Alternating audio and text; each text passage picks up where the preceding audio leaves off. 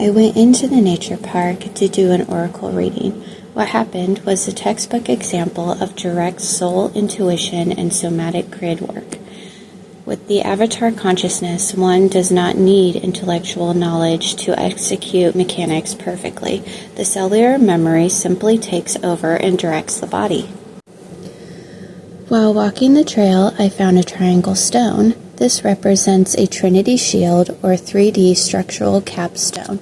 By placing this triangle rock inside a 6-pointed star made of sticks at the trail doorway, I built a temporary Cathara grid anchor. I built an artificial transit gate before I even knew I needed one, and before I even knew that's what I was building. This was my insurance policy, ensuring my physical body stayed anchored to a safe organic foundation while my consciousness began to step through the dimensional veils. A Metatronic anomaly, finding an unopened squash flower on the ground with no squash plants around is a major reality glitch indicator. Squash flowers represent fertile and rapid manifestation. Because it was unopened, it symbolizes a dormant reality template. It was dropped there by a grid guide to catch my attention, interrupt my analytical mind, and pull me off the standard trail toward a hidden path where the ravens were waiting. Almost to the raven.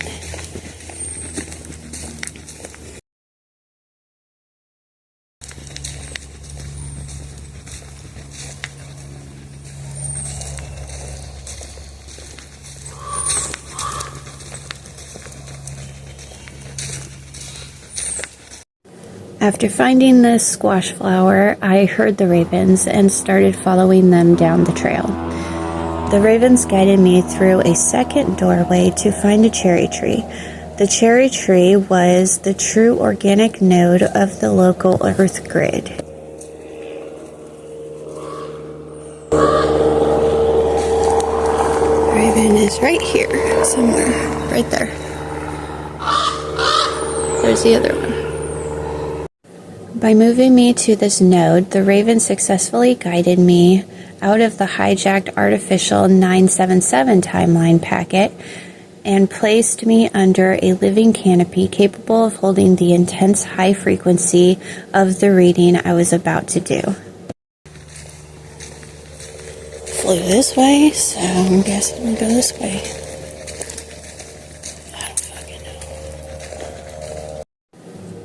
On the trail, I just followed my intuition and I tracked the breadcrumbs to higher intelligence perfectly by trusting the birds and the misplaced flower in my own hands.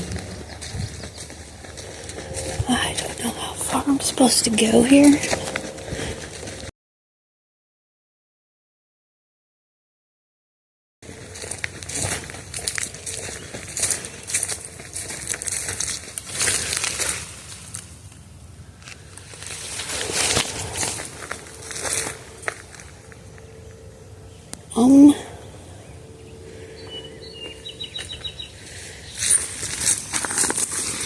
Guess I'll sit here under this tree. I laid out the 4 truth pillars so that whatever the reading provides is the truth.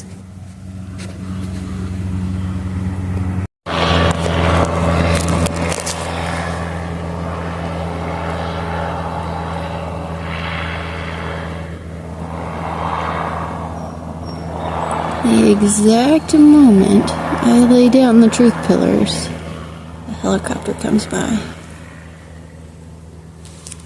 from the same direction that the ravens are now at, over there somewhere.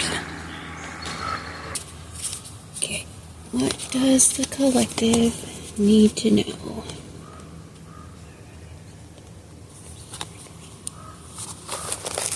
Does the collective need to know today inside the truth pillars?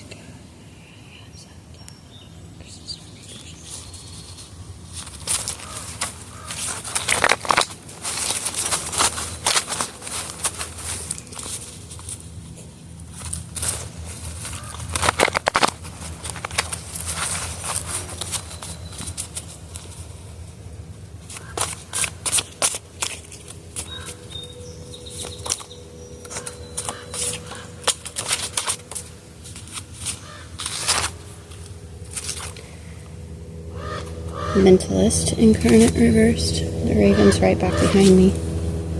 Sorcerer Monad. Literally right back behind me.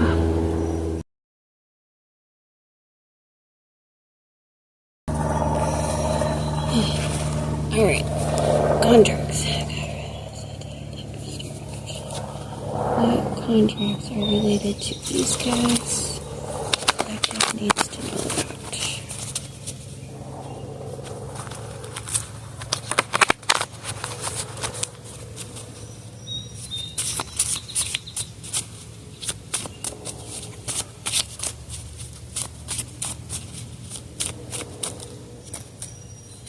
Two contracts, soul exchange, and stewardship.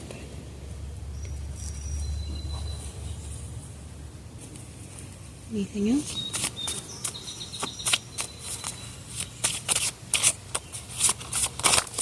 Here's another one. The Mentalist has Earthbender Monad. That's not even supposed to be in here. It's an identity. Weird. It's reversed. Let's see if there's any runes that we need.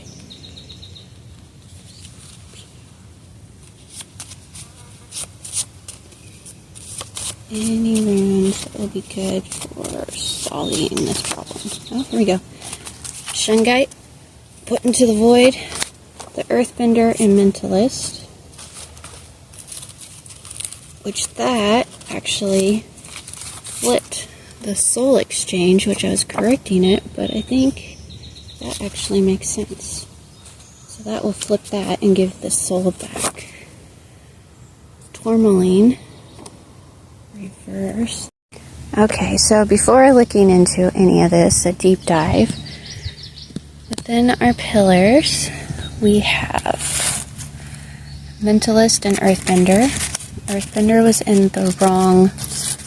It was in the contracts. It's supposed to be an identity deck. Shungite came out on top of that, which flipped the soul exchange, which was upright, saying that a soul was exchanged, sold for something, power or something, but putting it into the Manu Void flipped that and got the soul back for stewardship. It's supposed to protect. And then we have the Seer Monad. And then we also had Tourmaline come out, but it is reversed, so I'm not sure what's going on with that yet.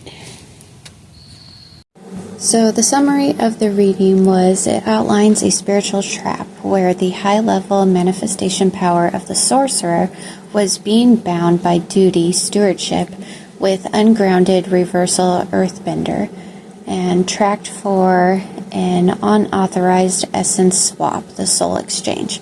However, the core soul defense mechanism of the Manu Void power, the Shungite, and the drastic energetic purge, the reversal of Tourmaline, successfully intercepted the process, flipped the contract, and restored the spiritual sovereignty.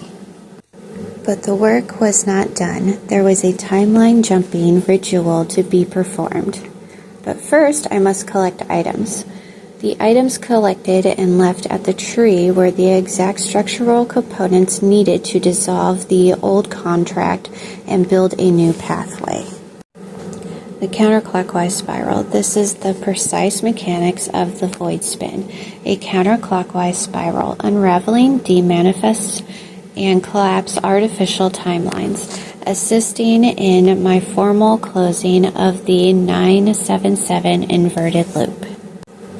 The heart-shaped rock, this represents my sorcerer monad in the stewardship contract. By leaving it, I surrendered the heavy burden of the karmic duty I was carrying, returning my heart space to pure sovereignty. The Gibo Voidwood. The Gibo X rune serves as a cosmic crossroad and clearing matrix. It acted as a physical anchor for my Manu Void Shungite power, swallowing the reversed earthbender distortions. The Bridgewood. This was an actual vehicle. It bridged the gap over the timeline fracture, allowing my consciousness to cross safely from the hijacked 977 grid to the Crystal Star network. After the jump, walking through the trees, I heard a raven behind me in another realm. This is the ultimate confirmation of successful timeline jump. The raven remained at the gate of the old realm to seal it shut behind me. It ensured that the old contracts, the reversed energies, and whatever was tracking me could not follow me through the portal. Upon leaving the park, I saw this license plate number, which took me to the information gained for the blog post I am doing for this reading. It's more information on what happened behind the scenes that I was not aware of at the time.